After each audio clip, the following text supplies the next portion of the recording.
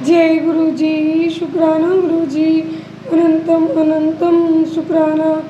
ओम नमः शिवाय, शिव जी सदा सहाय। ओम नमः शिवाय, गुरु जी सदा सहाय। संगत जी, गुरु जी की मेहर भरी नज़र आज अपनी संगत पर है और गुरु जी आज स्ट्रॉन्ग टेलीपैथी कर रहे हैं कि जो भी संगत बहुत टाइम से एक ही बीमारी से या नेगेटिविटी से बहुत परेशान है और वो बहुत समय से कह रही है कि मेरा कष्ट दूर नहीं हो रहा है, कब होगा कब होगा, क्या पूरी ज़िंदगी मेरे को इस कष्ट में ही निकल जाएगी, मेरे को सुख मिलेगा या नहीं मिलेगा।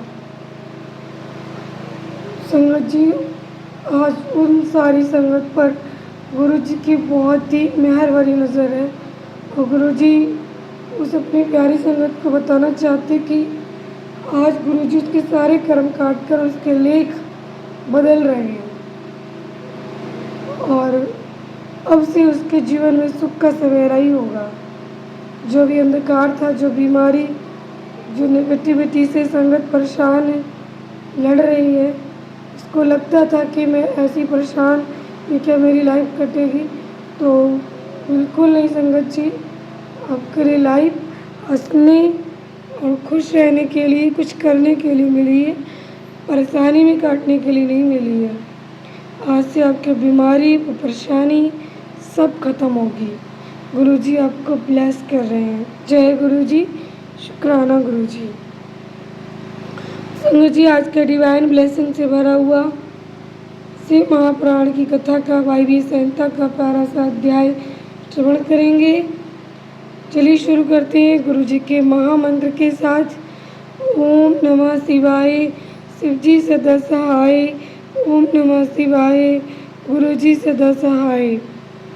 ब्रह्मा जी की मूर्छा, उनके मुख से रुद्रदेव का प्राकट्य, सब प्राण हुए ब्रह्मा जी के द्वारा 8 नामों से महेश्वर की स्तुति तथा रुद्र की आज्ञा से ब्रह्मा द्वारा सृष्टि रचना।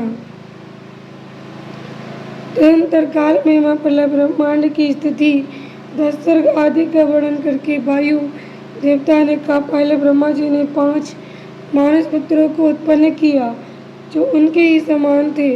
उनके नाम इस प्रकार हैं, सनक, सनंदन, विद्वान, सनातन, ऋभु और सनत कुमार।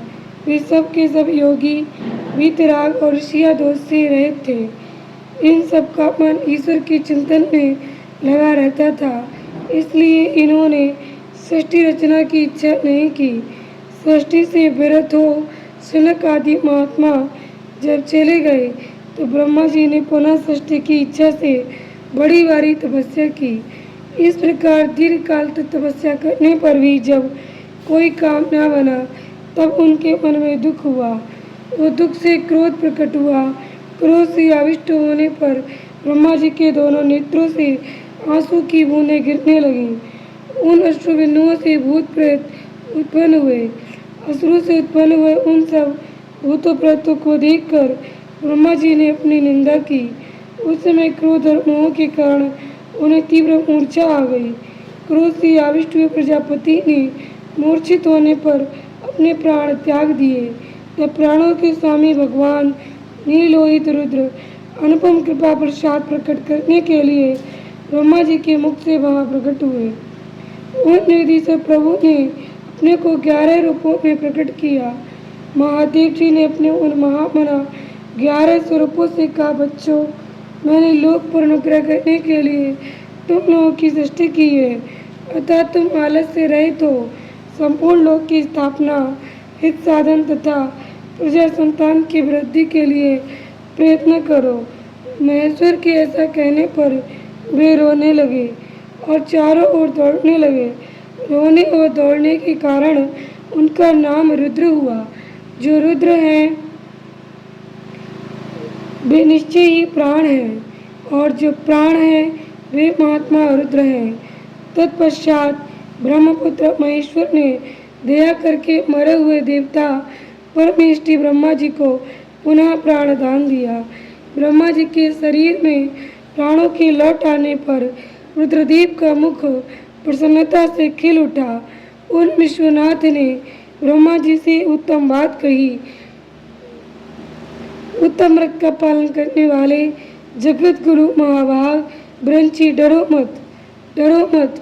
मैंने तुम्हारे प्राणों को नूतन जीवन प्रदान किया है, अतः सुख से उठो। सपने में सुने हुए वाक्य की भांति उस मनोहर वचन को सुनकर ब्रह्मा जी ने प्रफुल्ल कमल के समान सुंदर नेत्रों द्वारा धीरे से भगवान हरि की ओर देखा। उनके प्राण पहले की तरह लौट आए थे। अतः ब्रह्मा जी ने दोनों हाथ जोड़ स्नेह युक्त गंभीर वाणी द्वारा उनसे कहा, प्रभु, आप दर्शन मात्र से मेरे मन को आनंद प्रदान कर रहे हैं, अतः बताइए आप कौन हैं जो संपूर्ण जगत के रूप में स्थित हैं? क्या वे ही भगवान आप 11 रूपों में प्रकट हुए हैं? उनकी ये सब बात सुनकर देवताओं के स्वामी महेश्वर अपने परम सुखदायक कर कमलों द्वारा ब्रह्मा जी का स्पर्श करते हुए बोले, देव, तुम्हें ज्ञात होना चाहिए कि मैं परमात्मा हूँ और इस समय तुम्हारा पुत्र होकर प्रकट हुआ हूँ। ये जो 11 रुद्र हैं तुम्हारी सुरक्षा के लिए यहाँ आए हैं, अतः तुम मेरे अनुग्रह से इस तीव्र मूर्छा को त्याग कर जाग उठो और पूर्ववत प्रजा की सृष्टि करो। भगवान शिव के ऐसा कहने पर ब्रह्मा जी के मन में बड़ी प्रसन्नता हुई। उन विश्वात्मा ने 8 नामों द्वारा परमेश्वर शिव का स्तवन किया। ब्रह्मा जी बोले, भगवान रुद्र, आपका तेज असंख्य सूर्य के समान अनंत है, आपको नमस्कार है। रस स्वरूप और जल में विग्रह वाले आप भग देवता को नमस्कार है। नंदी और सुरभि कामधेनु ये दोनों आपके स्वरूप हैं। आप पृथ्वी रूपधारी सर्व को नमस्कार है। स्पर्श में वायु रूप वाले आपको नमस्कार है। आप ही वसु रूपधारी ईश हैं, आपको नमस्कार है। अत्यंत तेजस्वी अग्नि रूप आप पशुपति को नमस्कार है। शब्द तन मंत्रा से युक्त आकाश रूपधारी आप भीमदेव को नमस्कार है। उग्र रूप वाले यजमान मूर्ति आपको नमस्कार है। सोम रूप आप अमृत मूर्ति महादेव जी को नमस्कार है। इस प्रकार 8 मूर्ति और 8 नाम वाले आप भगवान शिव को मेरा नमस्कार है। इस प्रकार विश्वनाथ महादेव जी की स्तुति करके लोकपिता में ब्रह्मा ने प्रणाम पूर्वक उनसे प्रार्थना की, भूत भविष्य और वर्तमान के स्वामी मेरे पुत्र भगवान महेश्वर कमनाशन, आप सृष्टि के लिए मेरे शरीर से उत्पन्न हुए हैं, इसलिए जगत प्रभु इस महान कार्य में संलग्न हुए मुझ ब्रह्मा की आप सर्वस्त्र सहायता करें और स्वयं ही प्रजा की सृष्टि करें। ब्रह्मा जी के इस प्रकार प्रार्थना करने पर कल्याणकारी त्रिपुरनाशक रुद्रदेव ने बहुत अच्छा कहकर उनकी बात मान ली। तुरंत प्रसन्न हुए महादेव जी का अभिनंदन करके सृष्टि के लिए उनकी आज्ञा पाकर भगवान ब्रह्मा ने अन्य अन्य प्रजाओं की सृष्टि आरंभ की। उन्होंने अपने मन से ही मरीचि, भृगु, अंगिरा, पुलस्त्य, पुलह, क्रतु, अत्रि और वशिष्ठ की सृष्टि की।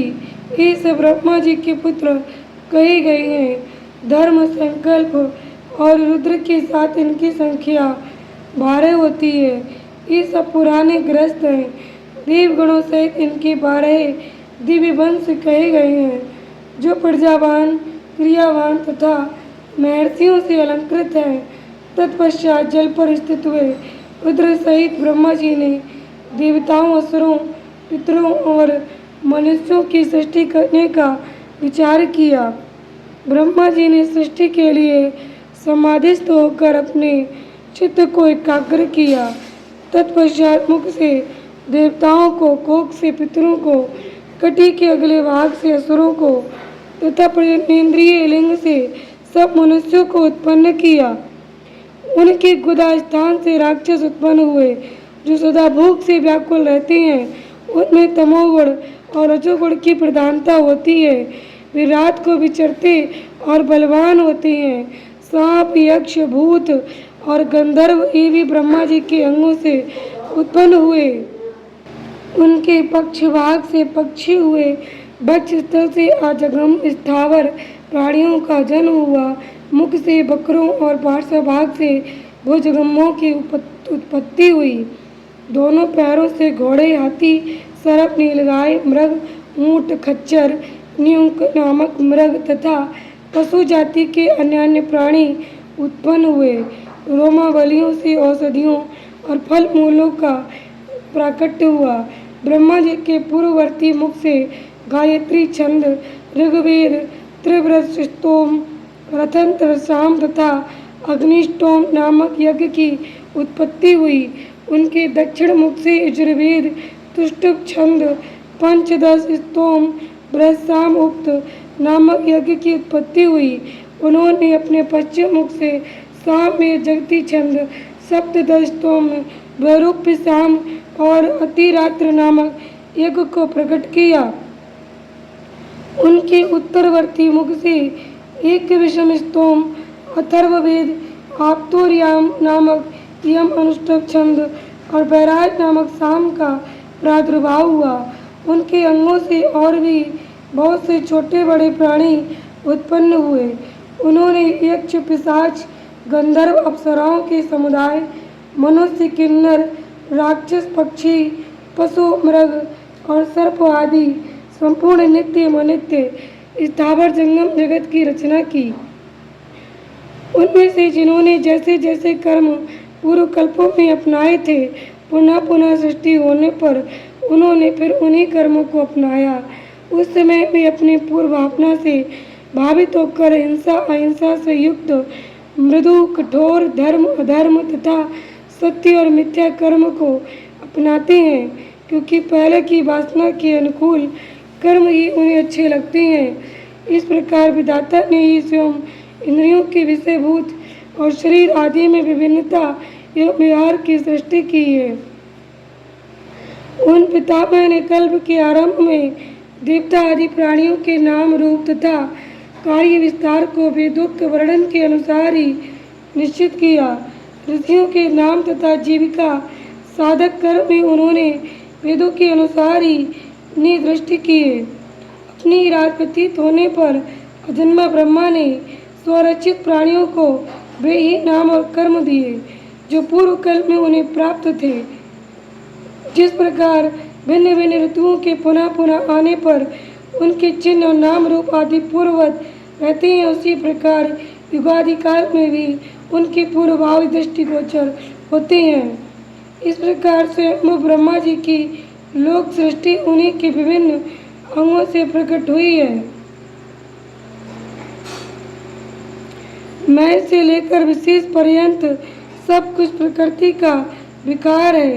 ये प्राकृत जगत चंद्रमा और सूर्य के प्रवाह से उद्भासित ग्रह और नक्षत्रों से मंडित नदियों, पर्वतों तथा समुद्रों से अलंकृत और भांति भांति के रमणीय नगरों एवं समृद्धशाली जनपदों से सुशोभित है। इसी को ब्रह्मा जी का वन या ब्रह्म वृक्ष कहते हैं। उस ब्रह्म वन में अव्यक्त एवं सर्वज्ञ ब्रह्मा विचरते हैं।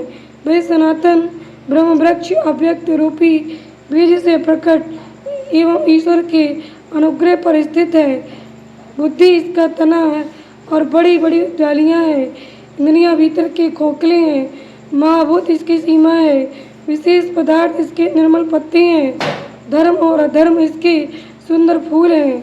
इसमें सुख और दुख रूपी फल लगते हैं तथा ये संपूर्ण भूतों के जीवन का सहारा है। ब्राह्मण लोग धूलोक को उनका मस्तक, आकाश को नाभि, चंद्रमा सूर्य को नेत्र, दिशाओं को कान और पृथ्वी को उनके पैर बताते हैं। वे चिंत स्वरूप महेश्वरी सब भूतों के निर्माता हैं। उनके मुख से ब्राह्मण प्रकट हुए हैं। वक्ष स्थल के ऊपरी भाग से क्षत्रियों की उत्पत्ति हुई है। दोनों जांघों से वैश्य और पैरों से शूद्र उत्पन्न हुए हैं। इस प्रकार उनके अंगों से ही संपूर्ण वर्णों का प्रादुर्भाव हुआ है। जय गुरु जी। शुक्राना गुरु जी। संगत जी, आज का अध्याय पर समाप्त हुआ। आप और आपका परिवार सदस्य सुखी समृद्ध रहे। जय गुरु जी। शुक्राना गुरु जी।